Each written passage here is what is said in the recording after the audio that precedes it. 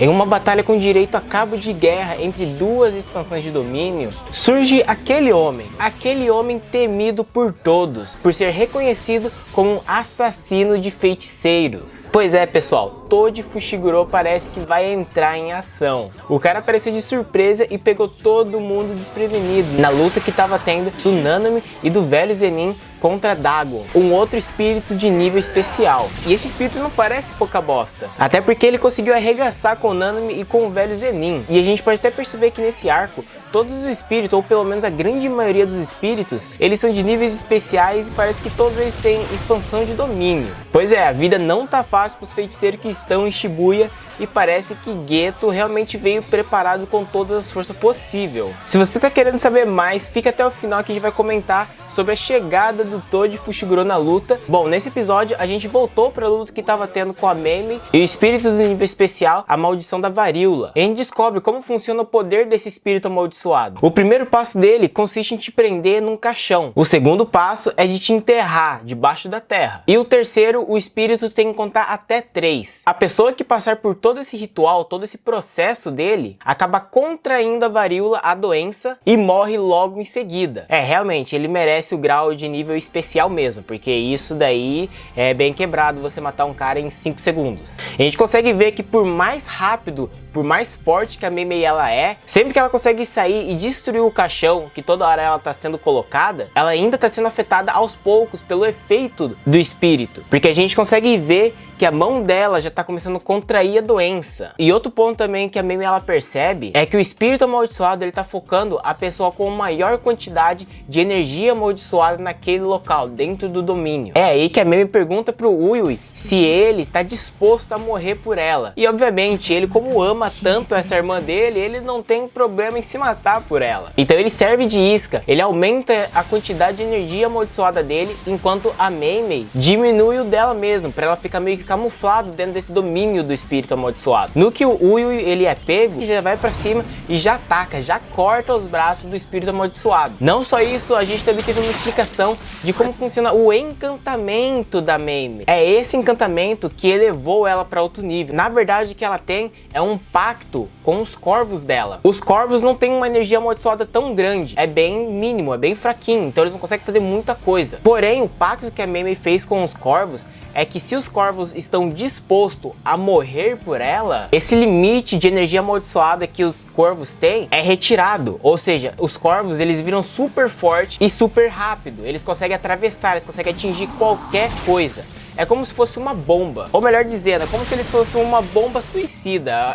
É um pássaro carregando uma bomba, com o poder destrutivo e a velocidade de uma. E um detalhe muito interessante é que foi dito que com esse pacto, os corvos da Mei conseguem acertar qualquer feiticeiro, qualquer pessoa. Só tem uma pessoa que a Mei não consegue acertar com os corvos. Essa pessoa é o Gojo. E logo depois dela exorcizar o espírito de nível especial, a gente vê que o Uiui, ele saiu ileso, ele não acabou morrendo. E a explicação foi que quando a Mei dá uma ordem pra ele, ele consegue liberar a energia amaldiçoada dele. E com isso ele meio que criou um domínio simples em volta dele pra conseguir counterar a expansão de domínio do inimigo. Provando mais uma vez que a Mei leva o Uiui com ela, porque o Uiui ele tem uma utilidade, o Uiui não é só um burro de carga, como ela diz. E saindo da expansão de domínio do espírito amaldiçoado, eles dão de cara com quem? Obviamente, o Geto, ou melhor dizendo, o fake Geto. Essa daqui sim vai ser uma luta muito interessante, pelo menos eu acho. Por mais que eu acredite que o Geto vai acabar ganhando, eu quero ver mais o potencial da Mei. Bom, a segunda parte do anime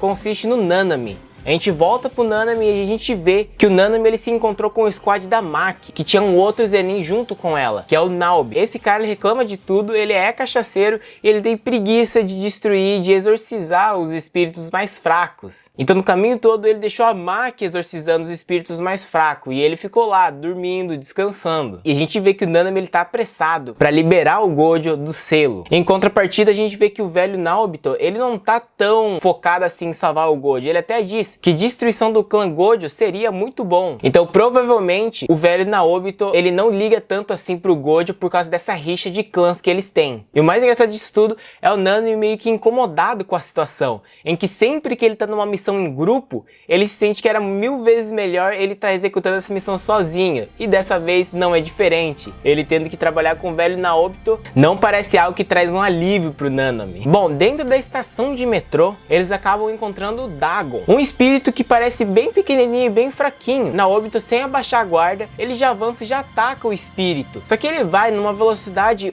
ultra mega rápida, que nem mesmo o Nanami, feiticeiro de classe 1, conseguiu acompanhar o ataque do Naobito. Ou seja, parem para imaginar o quão rápido esse velho tem que ser para que um feiticeiro de primeira classe não consiga enxergar o ataque, ele não consegue acompanhar o golpe do Naobito. E a gente vê depois que o espírito amaldiçoado ele acaba vomitando um monte de esqueleto. A gente vê quantas vítimas ele acabou fazendo. E o espírito ele começa a ficar com ira, ele começa a ficar com raiva, porque ele acaba lembrando que Hanami morreu, Hanami foi exorcizado pelos feiticeiros. Nisso, Dagon acaba evoluindo e acaba se transformando num espírito de nível especial também. Mas isso não intimida o velho Naobito, ele continua pegando o Dagon, meio que frisando ele num quadro e arremessando ele, dando socos. Tudo isso em conjunto junto com o Nanami e com a Maki também. Porém, eles percebem que tem algo estranho. Por mais que eles continuem atacando e batendo muito no Dagon, o Dagon não parece estar sofrendo danos. Não parece que ele está se machucando ou coisa do tipo. Ou seja, parece que ele tem vida infinita. Bom, e para quem não entendeu como funciona o poder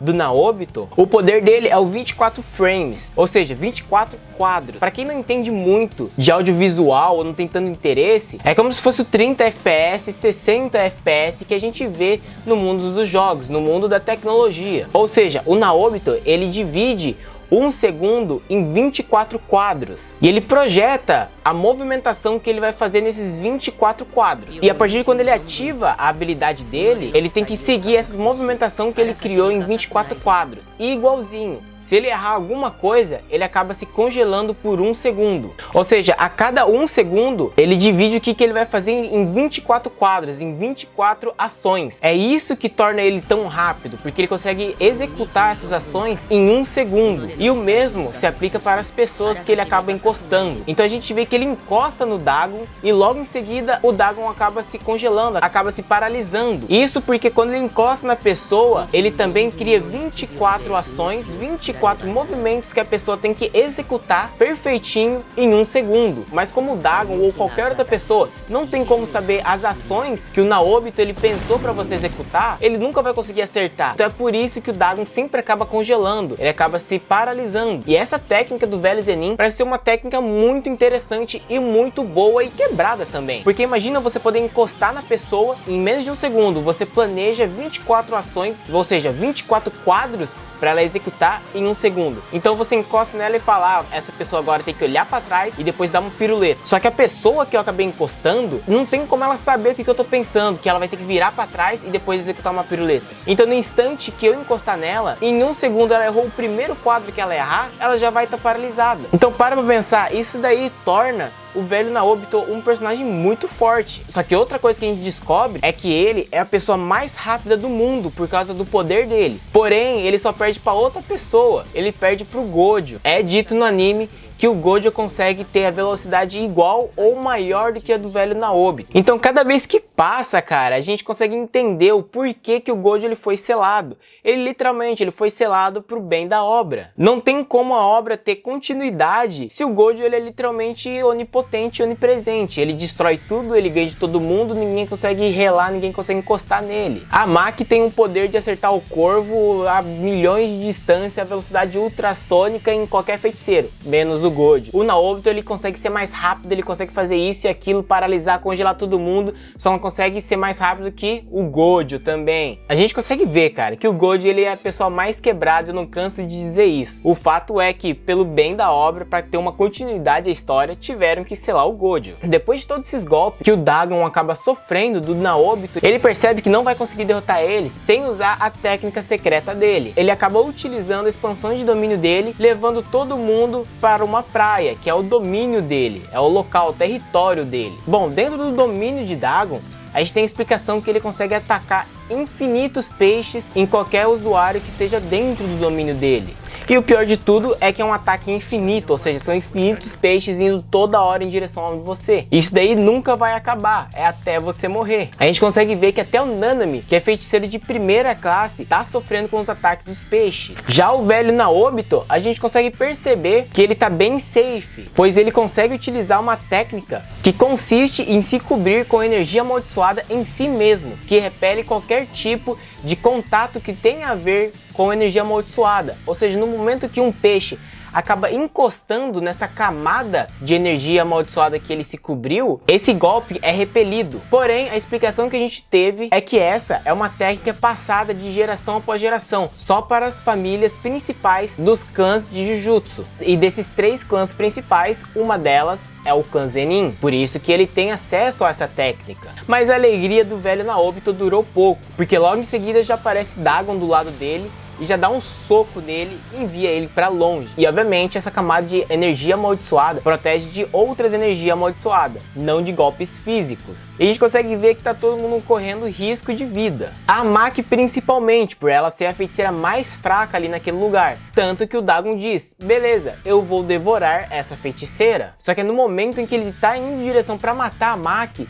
que uma explosão surge atrás deles. E o herói que surge para salvar todo mundo é ninguém mais, ninguém menos do que o Megumi. Megumi, ele conseguiu invadir a expansão de domínio do Dagon utilizando a sua própria expansão territorial. E nesse momento ele já joga uma arma de classe especial para Maki, que é aquele Muchaku, o mesmo Muchaku que ela utilizou na primeira temporada. E agora a Maki, com uma arma de nível especial, ela consegue atacar e se defender do Dagon, que antigamente ela não estava conseguindo. Com armas comuns é quase que impossível de você bater e surtir efeito no Dagon. Mas não só isso, o Dagon percebe que os ataques de peixes infinito dele acabou. Os peixes não estão mais atacando os feiticeiros. E tudo isso acontece porque tá rolando uma espécie de cabo de guerra de expansão de domínio. Tanto a expansão de domínio do Dagon quanto a expansão de domínio do Megumi, ambas estão lutando ali para ver quem vai se sobressair, para ver quem que vai ganhar e vai dominar aquele local. Então nesse tempo, ambos os poderes das duas expansões de domínio não funcionam. Tanto que o Megumi ele não consegue utilizar todos os Shikigami dele dentro da expansão dele, nem o Dagon consegue utilizar os ataques de peixes cardumes infinitos. Com isso em mente, o Dagon tem o objetivo de atacar, de desestabilizar o Megumi, para que dessa forma a expansão de domínio do Dagon reine, continue ali, ele continue a ter acesso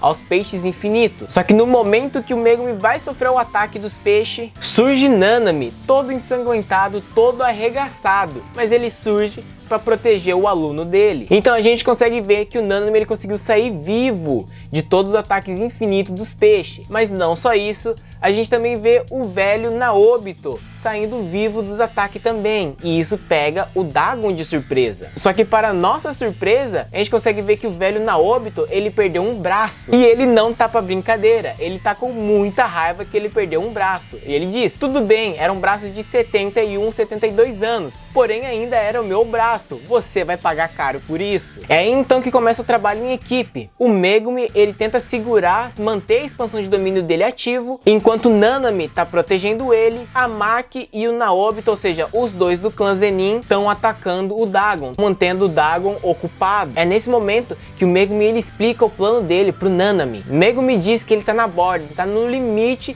da expansão do Dagon, ou seja, abaixo do Megumi já tá o mundo real. Então o Megumi ele diz que ele vai focar para abrir um pequeno buraco para eles poderem fugir e voltar para o mundo real, sair da expansão, e dessa forma eles acabam ganhando. Então se eles conseguirem sair da expansão de domínio do Dagon, eles vão ter vantagem na batalha, pois o Dagon não vai mais conseguir utilizar os ataques infinitos. Nanami entende e grita para os dois Zenins se juntar ao Megumi. E de início o Dagon ele não suspeita de nada, o Dagon acha que eles vão formar uma barricada, eles vão proteger o Megumi enquanto ele tenta ganhar nessa guerra de cabo de força das duas expansões. Só que em menos de um segundo ele percebe que não, talvez não é isso. Talvez o Megumi tá querendo abrir um buraco para que dessa forma eles consigam sair da expansão dele. Dagon então, sem perder tempo, ele já corre direto para cima deles. Só que até aí já foi tarde demais. O Megumi já fez o buraco, já executou o buraco, eles já estavam prontos para sair da expansão do Dagon. Só que é nesse momento que a gente vê o susto e a surpresa de todo mundo, inclusive nós, espectadores. Pois nessa abertura que Megumi fez, que era pra eles acabar saindo, na verdade acabou entrando alguém pra dentro dessa expansão. Surge nada mais, nada menos do que Toji Fushiguro, cara. O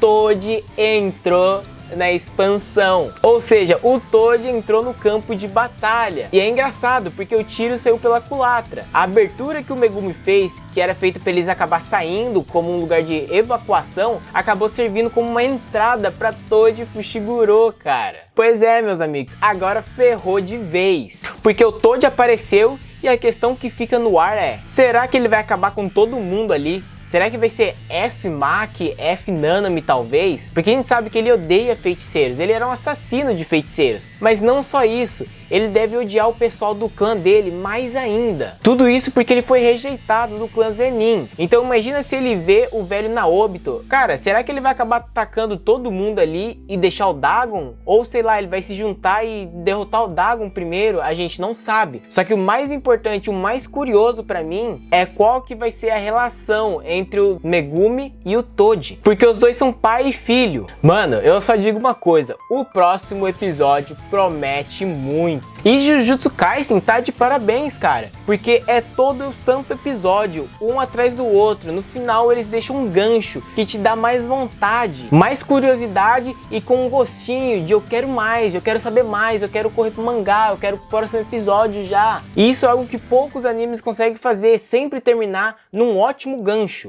E eles estão tendo esse timing perfeitinho, cara. Então comenta aqui embaixo o que você acha que o Toji vai fazer com ele. Será que o Toji vai atacar o Dagon? Ou será que o Toji ele vai acabar matando todos os feiticeiros ali? Será que o Toji ele vai reconhecer o Megumi como filho dele? Me diz aqui embaixo, eu quero saber qual que é a opinião de vocês. Ou também as teorias de vocês. Mas ó, sem spoilers do mangá, porque eu ainda não li o mangá, então não quero acabar lendo spoilers aí, hein? Tô de olho. Então, pra você que chegou até aqui, muito obrigado realmente por ter chegado até o final desse vídeo. Dá o like aí embaixo se você realmente gostou desse vídeo. Se inscreve no canal pra não perder o próximo vídeo. Vejo vocês na próxima, no próximo vídeo. Falou!